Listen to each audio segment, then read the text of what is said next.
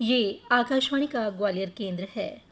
प्रस्तुत है कोविड-19 जागरूकता पर आधारित हमारा यह विशेष कार्यक्रम मन में है विश्वास।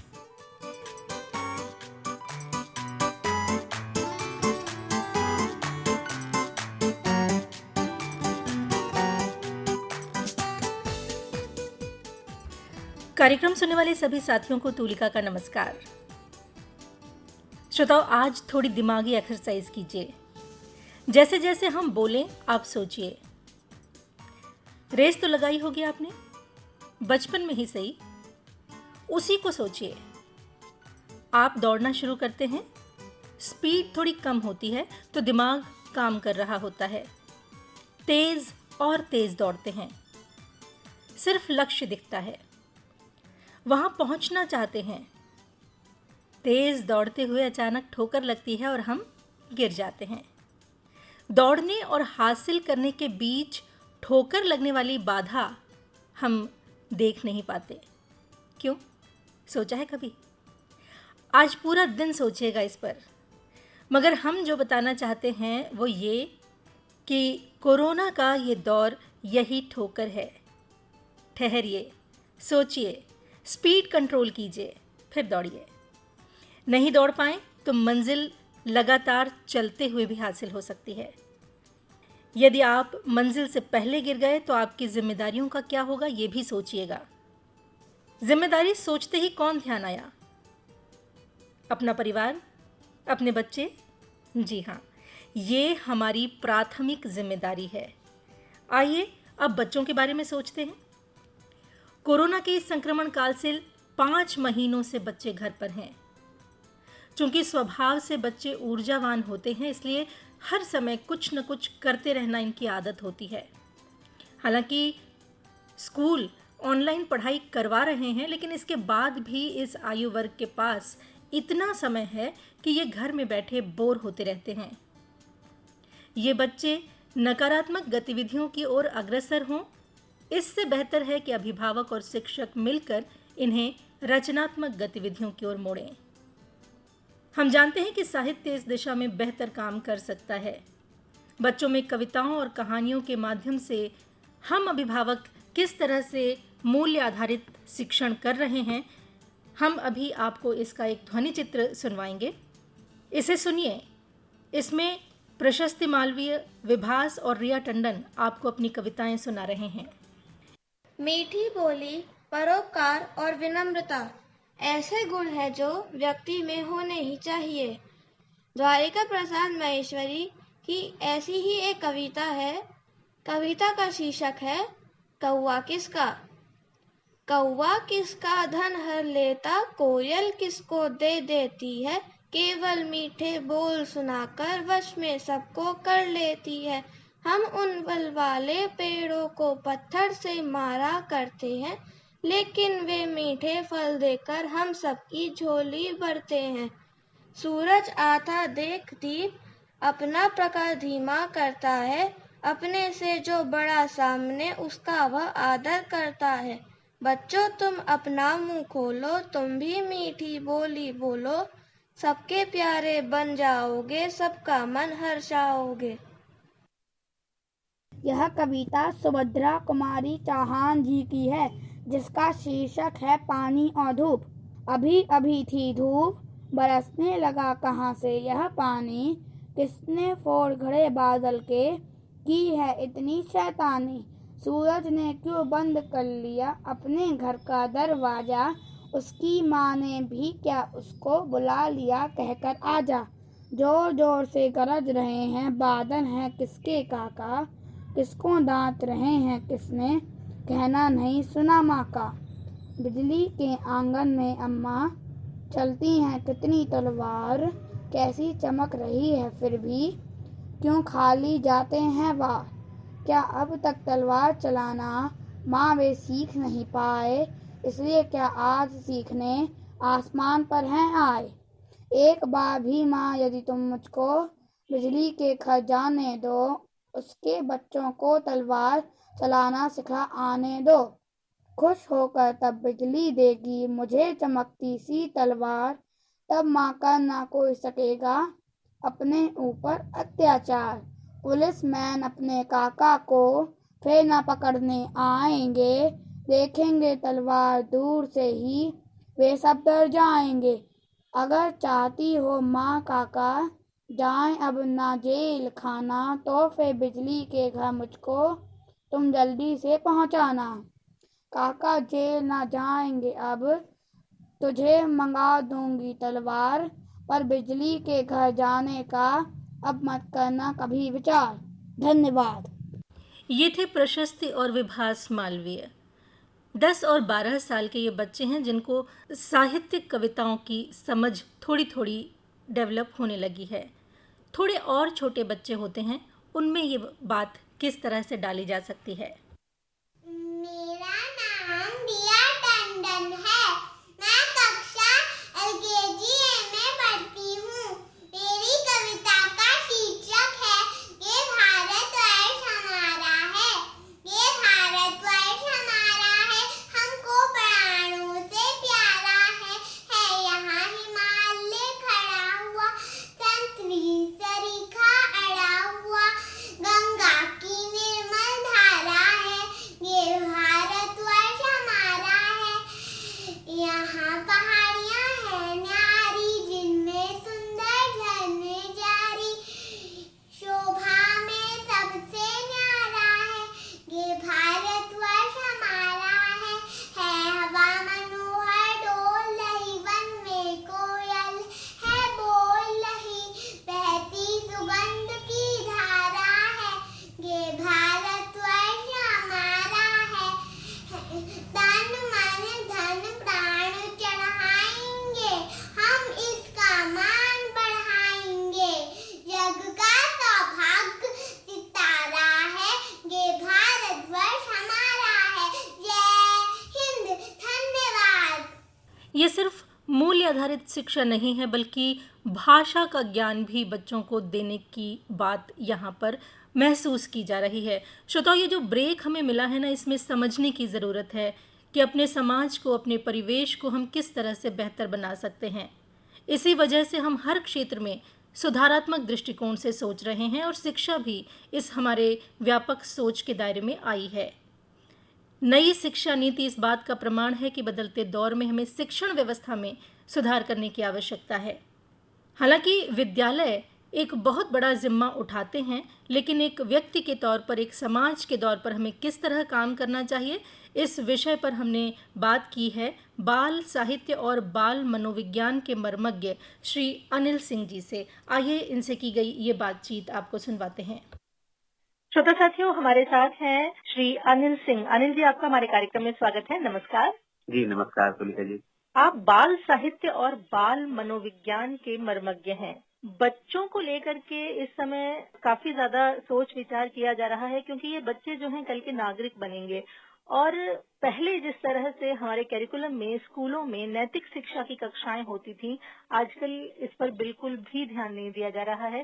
कंप्यूटर्स हम पढ़ा रहे हैं, जनरल नॉलेज हम पढ़ा रहे हैं, इसके अलावा तमाम और सारी चीजें पढ़ा रहे हैं, लेकिन मॉरल साइंस नहीं पढ़ाया जा रहा। बच्चों में बहुत तरह की भावनाएं ऐसी हैं जिनको उनके अंदर नहीं होना चाहिए।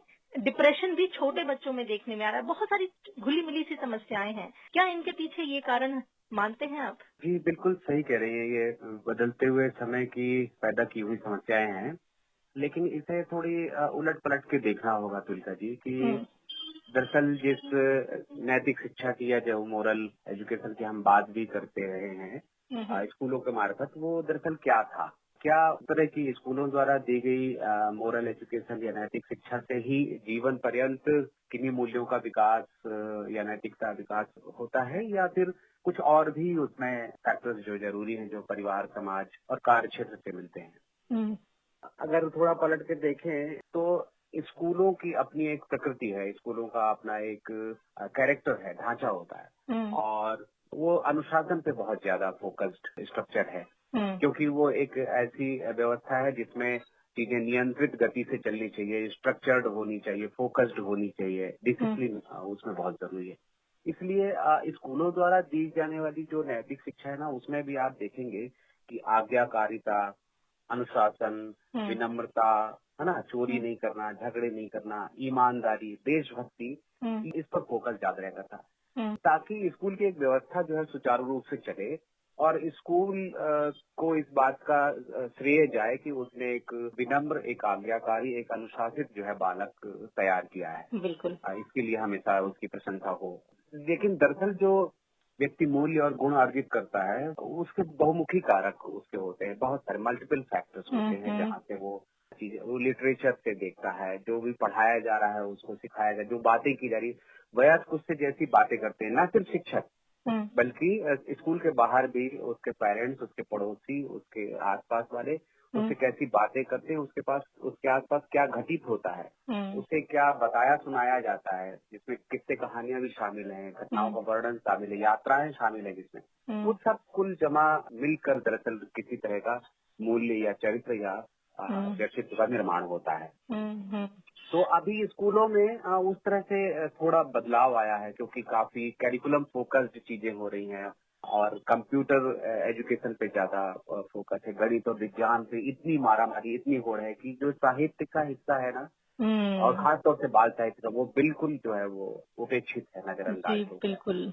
और उसकी एक अलग तरह की समस्याएं आप देख रही हैं समाज में पैदा हो रही हैं। हिंदी और अंग्रेजी की जो किताबें हैं, जो कैरिकुलम है, वो भी बहुत पीछे छूटता जा रहा है। जिस तरह से विज्ञान और गणित की अगर हम बात करें तो उसमें नई नई चीजें आती जा रही हैं, उसका सिलेबस बहुत भारी होता जा रहा है, साहित्य विषय को हल्का किया जा रहा है लगातार। बिल्कुल बिल्कुल तो ये एक थोड़ी समस्या है। बिल्कुल बिल्कुल सही कह रहे हैं तुलिका जी। दरअसल ये सोसाइटी जिस तरह से बन रही है, जिस तरह से पूरा समाज बन रहा है और उसमें लाइवलीहुड के जो स्कोप है, कैरियर के जो विकल्प हैं, वो दरअसल विज्ञान और प्रौद्योगिकी में, मैनेजमेंट में ज्यादा बन रहे हैं। जी जी जी। और इसीलिए शुरुआती दिनों से ही इन विषयों की पढ़ाई पर, इन विषयों की तैयारी पर ज्यादा फोकस किया जा रहा है। अब कोई नहीं चाहता है कि उसका बच्चा जो है वो कोई साहित्यकार बने, कोई कवि बने, चित्रकार बने, लेखक बने, रंगकर्मी बने, नाटककार बने। ऐसी आकांक्षाएं कम है बनिस्पत इसके कि उनका बच्चा एक बड़ा बिजनेसमैन बने, कोई किसी कंपनी का सीईओ बने, कंप्यूटर का जो है प्रोग्रामर बने, इंजीनियर बने, डॉक्टर बने।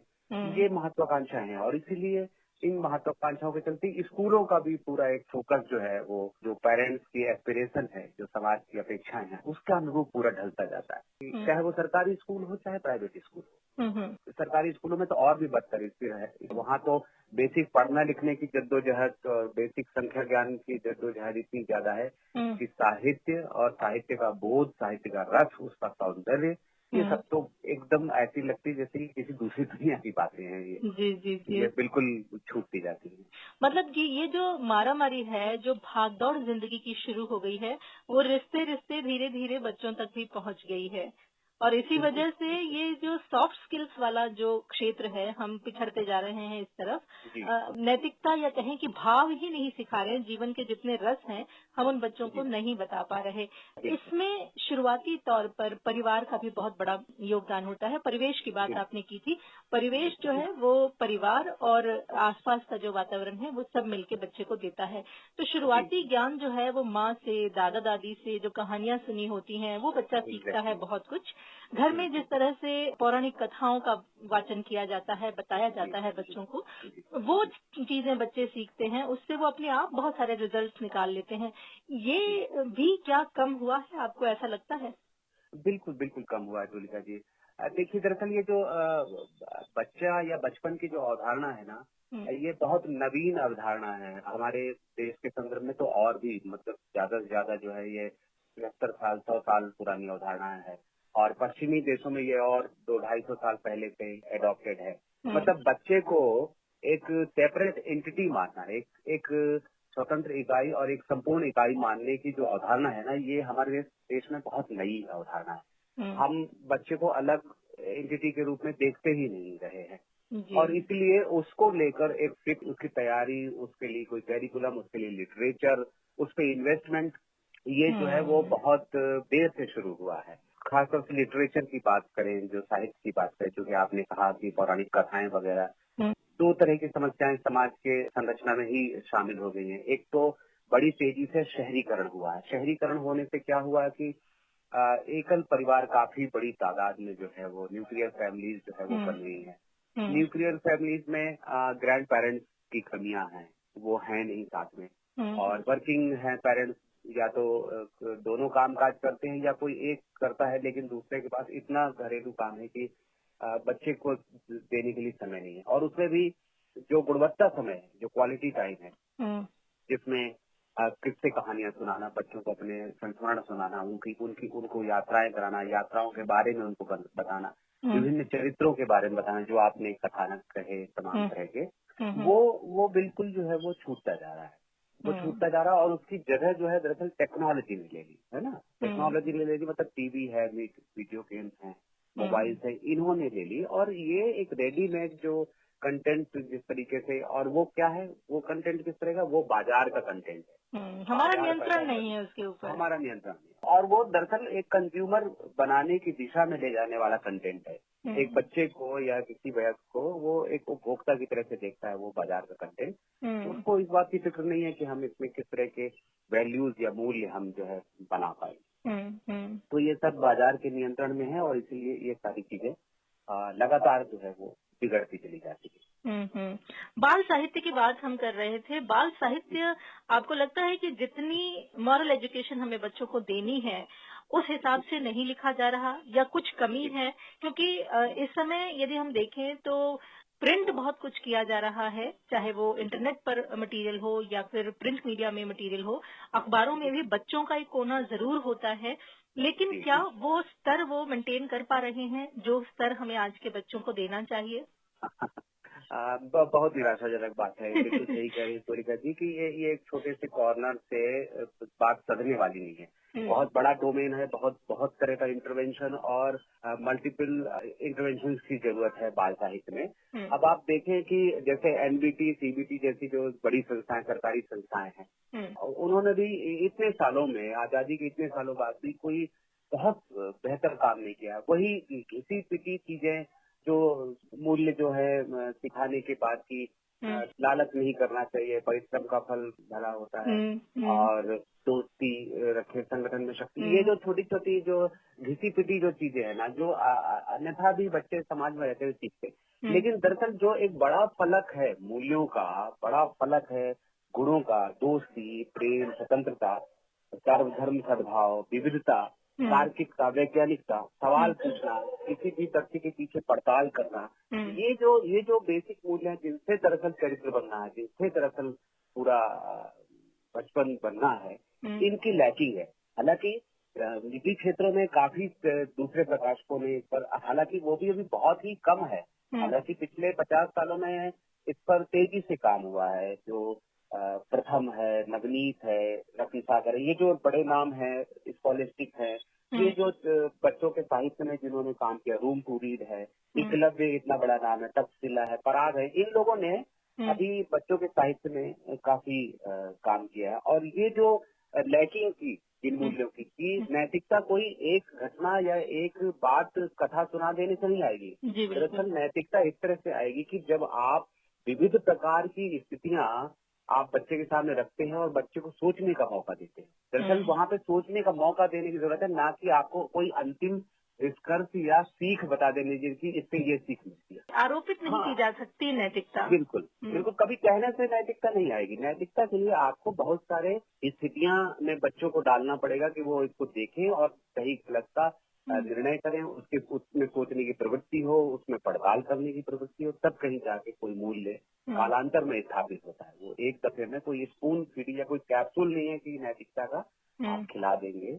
और इसलिए साहित्य में भी अभी थोड़ा 15-25 सालों से थोड़ा आशा जगी है, जब कुछ नए लोग इसमें आए हैं। मैं कुछ नाम लेना चाहूंगा जिन्होंने, सतीश प्रयाग शुक्ल जी हैं, श्री प्रसाद है, जिन्होंने बच्चों के लिए इतनी बढ़िया रचनाएं दी, सुधा चौहान जो सुभद्रा कुमारी चौहान की बेटी हैं, कृष्ण कुमार जी जो हमारे देश के इतने बड़े जाने माने शिक्षाविद हैं, एनसीईआरटी के अध्यक्ष रहे हैं, राजेश जोशी जी हैं, ये इन लोगों ने कुछ बच्चों के लिए नए तरीके से सोचना शुरू किया है और एक ऐसा संसार बच्चों के लिए रचा है जिसमें बच्चे सिर्फ वो परियों की कहानियों पे नहीं उलझे रहे हैं, बल्कि एक तार्किक ढंग से दृश्यों को, बिंबों को, देश दुनिया को, समाज को, लोगों को देखना शुरू करें। मैं सुशील शुक्ल हैं, प्रभात हैं, हेमंत देवलेकर हैं, इन लोगों ने जो नए तरीके से बच्चों के लिए रचनाएं की हैं, दरअसल ऐसी और ज्यादा रचनाओं की जरूरत है और बृहद बाल साहित्य की जरूरत है, तो बच्चों को थोड़ा विविधता परोसे।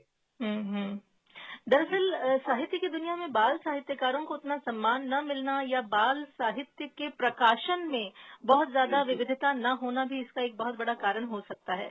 बिल्कुल बिल्कुल है। मतलब आप ये देखिए ना कि वयस्कों के लिए सभी लोग लिखते हैं, हाँ, वयस्कों के लिए मार्केट इतना बड़ा और इतने तरह के प्रकाशन है, इतनी विधाएं हैं, उपन्यास हैं, कहानियां हैं, कविताएं हैं, रिपोर्टाज हैं, डायरी, संस्मरण है, सब बड़ों के लिए हैं। बच्चों के लिए ले दे के कुछ चंद जो है छोटी लघु कथाएं होती हैं या फिर छोटी छोटी कविताएं होती हैं। बच्चों के लिए भी इतनी ही विविधता का कथेतर साहित्य भी चाहिए। कथा साहित्य तो चाहिए ही, कथेतर साहित्य भी चाहिए कि वो जीवनियां भी बच्चों के लिए जीवनियां भी उपलब्ध हो, यात्रा संस्मरण भी बच्चों के लिए होने चाहिए, निबंध होने चाहिए बच्चों के लिए। इस दिशा में जो टेक्स्ट बुक है वो एक बहुत ही मामूली सा जो है कॉन्ट्रीब्यूशन कर पाती है, लेकिन जो टेक्स्ट बुक के बाहर का दीगर साहित्य है ना, दरअसल उसको और रिच करने की जरूरत है। और ये सही बात है कि बाल साहित्यकारों का टोटा है।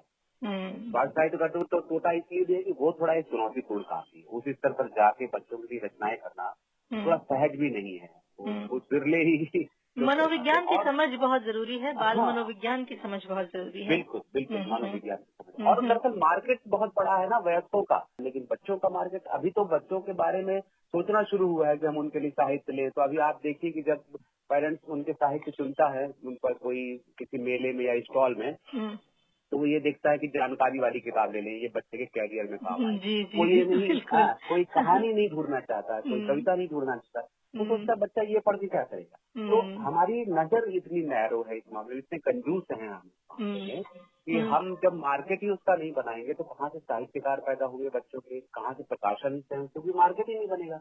हम खरीदार ही नहीं बन रहे, हम बच्चों को परोस ही नहीं रहे हैं चीजें। तो ये इस दिशा में बहुत काम है। आपने पहले कहा था कि सेपरेट एंटिटी जो है वो बच्चों की अभी हम स्वीकार नहीं कर पाए हैं, जबकि विदेशों में ये काफी पहले से स्वीकार की जा चुकी है। तो विदेशों में ऐसा साहित्य भी बहुत रचा गया है, क्या उसके अनुवाद से काम चलेगा? यहाँ जो खालीपन है वो भर पाएगा? नहीं, उस अनुवाद से काम नहीं चलेगा, क्योंकि देखिए जो कॉन्टेक्स्ट है, इन्वायरमेंट है, कल्चर है ना, उससे बहुत बहुत सारे अंतर है उसके। वो एक तरीके से मिसकॉन्सेप्शन बहुत ज्यादा पैदा करते हैं। इसलिए भारतीय संदर्भों में, भारतीय वातावरण में, भारतीय स्थितियों में उनका लिखा जाना मूल रूप से और वो भी ग्रामीण बच्चे, आदिवासी बच्चे, शहरी गरीब बच्चे, भीख मांगने वाले बच्चे, स्टेशनों में जो रहने वाले बच्चे, विकलांग बच्चे, ये सब तरह की एंटिटीज जितनी भी है, विविधता, डाइवर्सिटी, वो सब दरअसल बच्चों के साहित्य में आने की जरूरत है। उसमें मौत के बारे में, उसमें सेक्स के बारे में, हिंसा के बारे में, सभी चीजें, मतलब वो दरअसल इसी दुनिया के हिस्से हैं और आप उस दुनिया से आप उसको काट कर जो है नहीं रख सकते, ये सोच के कि ये अभी बच्चे के लिए नहीं है, ये अभी बच्चे के लिए नहीं। आपको अलग तरीके से सब चीजें बच्चों के सामने, पूरी दुनिया, क्योंकि इस दुनिया को वो भी शेयर कर रहा है हमारे साथ, इन्हीं वयस्कों के साथ वो भी तो शेयर कर रहा है। बिल्कुल। इसलिए दुनिया की चीजें उसके सामने होनी। ये साहित्य के परिदृश्य की बात हो गई, लेकिन अगर हम समाज के परिदृश्य में देखें तो समाज को भी कितना बदलना है, क्योंकि यदि बच्चा ये चाहता भी है कुछ इस तरह की चीजें पढ़ना, तो अवेलेबिलिटी ही नहीं है। कोई लाइब्रेरी ऐसी नहीं है जहां बच्चों के लिए एक विशेष व्यवस्था हो, कुछ किताबें हों जिसको वो पढ़ सके। यहाँ तक कि स्कूल में भी कैरिकुलम की किताबें लाइब्रेरी में ज्यादा होती हैं और जो कथा साहित्य है या कथेतर है, कैरिकुलम से अलग हट के किताबें हैं, वो थोड़ी कम होती हैं। तो यहाँ कितना बदलना है हमें? बिल्कुल सही कह रही हैं आप। जब भी कभी कोई नीति बनती है या उस पे शिक्षा में सुधार के लिए जो सबसे जो प्रमुख नाम है वो कोठारी कमीशन का नाम है।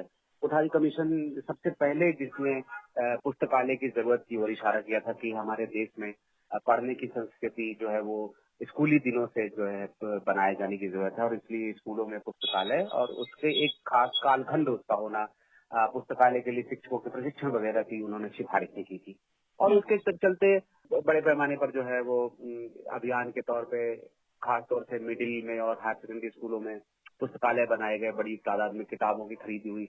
लेकिन ले दे के जब तक समाज का नजरिया साहित्य के प्रति, कथा साहित्य के प्रति और बच्चों को साहित्य उपलब्ध कराने के बारे में नहीं बदलता, तब तक इन पुस्तकालयों का भी इस्तेमाल आप देखिए कि नहीं हो पाया, बंद पड़ी रही। ना कोई टीचर ने निकाला, ना कोई बच्चे पढ़ने के लिए प्रेरित हो पाए, क्योंकि माहौल ही नहीं बनाया गया। दूसरा, डिस्करेज भी किया गया। जब भी बच्चे ने कोई कहानी की किताब उठाई तो या तो परिवार के लोग या शिक्षक ही, ये सब क्या पढ़ रहे हो, फिजूल की चीजें, इससे काम नहीं चलेगा, चलिए किताब उठाइए अपनी, गणित पढ़िए, हिंदी पढ़िए, अंग्रेजी पढ़िए, विज्ञान पढ़िए। तो इस तरीके से डिस्करेजमेंट लगातार हुआ है और इसकी वजह से जो टेक्स्ट बुक से बाहर का साहित्य है वो बच्चों के लिए होने के बाद भी, उपलब्ध होने के बाद भी उसकी एक्सेस जो है वो बहुत लिमिटेड एक्सेस रही और समाज में, परिवार में उसकी एक्सेप्टेबिलिटी बहुत कम है। तो ये थोड़ा इस दिशा में देखना पड़ेगा कि अगर बच्चे के समग्र विकास के बारे में हम सोचते हैं तो जिस तरह से लिखना पढ़ना अनिवार्य मानते हैं, बुनियादी गणित और विज्ञान हम अनिवार्य मानते हैं, इसी तरीके से हमको साहित्य के बारे में सोचना पड़ेगा बच्चे के जीवन में कि साहित्य कितना हिस्सा हम उसके जीवन में अवेलेबल करा पाते हैं। अनिल जी, आपका भी एक कहानी संग्रह निकला है खास तौर पर बच्चों के लिए। जी जी जी। चमन लाल के पजामे। आपको कहाँ से मिला तुलिका जी? जी जी जी जी। तो ये चमन लाल के पजामे में जब आपने कहानियां लिखी और कहानियों का संग्रह किया तो किन बातों को ध्यान में रखा? क्योंकि बाल मनोविज्ञान की समझ का होना बाल कहानियां लिखने के लिए बहुत जरूरी है। तो क्या आप ऐसे बच्चों के बीच में रहे या उनकी बातों को समझा? दरअसल ये सारी कहानियां मेरी अपनी किशोर उम्र की स्मृतियों की कहानियां हैं। और अब आज जब मैं इस 50 साल की उम्र में बैठा हुआ हूँ तो मुझे महत्वपूर्ण लगती हैं वो घटनाएं और वो चरित्र जो हम पीछे छोड़ आते हैं। दरअसल मैं एक छोटे कस्बे से आता हूँ और हम सबके जीवन में दरअसल ऐसे कस्बाई अनुभव, ऐसे बचपन के अनुभव रहते हैं, लेकिन समय के चलते वो छूट जाते हैं और उनका आस्वादन जो है हम दरअसल भूल जाते हैं। और जब तक हम उनको बताते नहीं किसी से, वो मैं एक फिल्म में एक संवाद सुन रहा था, लंच बॉक्स में शायद इरफान ने कहा कि जब हम जो जिन बातों को हम दूसरे से बांटते नहीं, कहते नहीं है, वो बातें भूल जाती हैं हमको। और मुझे वो बहुत अपीलिंग लगी और मुझे लगा कितनी सही बात है कि जो ये किस्से, कहानियां, ये अनुभव है, अगर हम नहीं लिखते हैं, नहीं बांटते हैं, नहीं लोगों को सुनाते हैं तो दरअसल वो भूल जाते हैं और वो बहुत महत्वपूर्ण होते हैं वो किरदार। तो वो उस कस्बाई जीवन के पूरे अनुभव हैं जिसमें एक बच्चे की, मतलब एक 11-12 साल के बच्चे की नजर से उन सब घटनाओं का विश्लेषण है, उन सब घटनाओं का एक ऑब्जर्वेशन है और उनकी बयानी है। उस तरीके से वो कहानियां हैं जो कि हर उम्र के लोगों को वो कनेक्टिंग लगेंगी, क्योंकि हम सब अपने जीवन में इस तरह के किरदारों को और घटनाओं को देखते सुनते हैं, लेकिन दरअसल हम छोड़ जाते हैं, पीछे छूट जाती हैं वो चीजें, हम उनको रिकॉल नहीं करते हैं। आपकी बातें सुन के हम में से बहुत सारे लोगों को ये लग रहा होगा कि हमारे अंदर भी एक छोटा सा बाल कहानीकार तो छुपा ही हुआ है। बचपन की यादें सबके साथ हैं और बड़ी खूबसूरत, बड़ी मीठी यादें हैं। सच बात है कि बांटने की जरूरत है और यदि हम बांटेंगे नहीं तो बच्चों को वो संस्कार नहीं दे पाएंगे जैसा कि हम चाहते हैं। मैंने ये भी सुना है कि आप गाना बहुत अच्छा गाते हैं और बच्चों के बीच में गाना गाना तो निश्चित तौर पर आपको पसंद होगा, क्योंकि यदि हम एक बाल मनोवैज्ञानिक से, एक बाल साहित्यकार से बात कर रहे हैं तो मासूम था उसके अंदर बच्चा होगा। तो कोई गीत हमारे श्रोताओं को सुनाना चाहेंगे? बिल्कुल बिल्कुल बिल्कुल। मैं अक्सर बच्चों के बीच में बहुत सारे गीत करता हूँ। उनमें से एक गीत है जो धर्मपाल शास्त्री जी ने बच्चों के लिए लिखा है, चूहो म्याऊं सो रही है, वो मैं सुनाता हूँ। हालांकि वो तो एक्ट आउट करते हुए सुनाना बच्चों के बीच में ज्यादा बढ़िया होता है, बहुत इफेक्टिव होता है, लेकिन अब इस रेडियो जैसे माध्यम में वो हम आवाज से अभिनय करते हैं। जी जी जी जी जी जी, आवाज से अभिनय करते, तो मैं कोशिश करूंगा कि मैं आवाज से वो प्रभाव बना पाऊँ जी। चूहो चूहो म्याऊं सो रही है, घर के पीछे, छत के नीचे, पांव पसारे, पूंछ सवारे, देखो कोई मौसी सोई नासों में से, घासों में से, घर घर घर हो रही है, चूहो म्याऊं सो रही है, चूहो म्याऊं सो रही है, बिल्ली सोई खुली रसोई, अरे बिल्ली सोई खुली रसोई, हरे पतीले चने रसीले, हरे पतीले चने रसीले, उल्टो मटका और देकर झटका, उल्टो मटका देकर झटका, जो कुछ पाओ चट कर जाओ, जो कुछ पाओ चट कर जाओ, आज हमारा दूध दही है। हो म्याऊ सो रही है, मूछ मरोड़ो, अरे पूछ सिकोड़ो, पूछ मरोड़ो, पूछ सिकोड़ो, नीचे उतरो, अब सीधे कुतरो, नीचे उतरो, अरे सीधे कुतरो, आज हमारा, आज हमारा, आज हमारा, राज हमारा, करो तबाही जो मन चाही, आज मची है चूहा शाही, डर कुछ भी चूहों को नहीं है, चूहो म्याऊ सो रही है। क्या बात है अनिल जी, क्या बात है।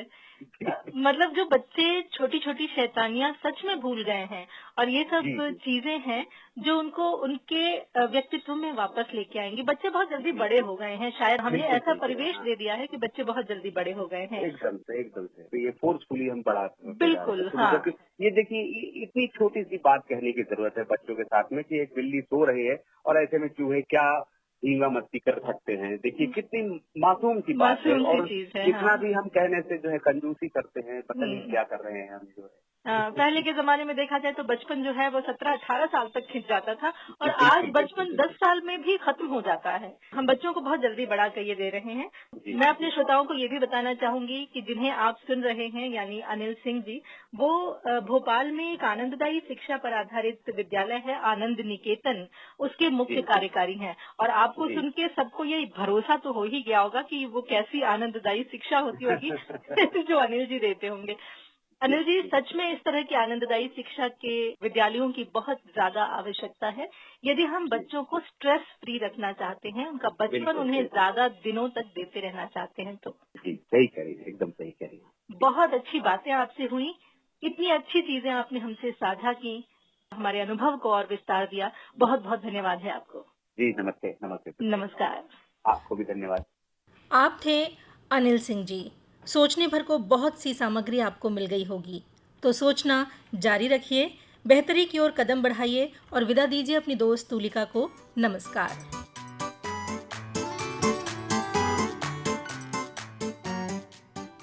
अभी आप सुन रहे थे कोविड-19 जागरूकता पर आधारित हमारा ये विशेष कार्यक्रम मन में है विश्वास।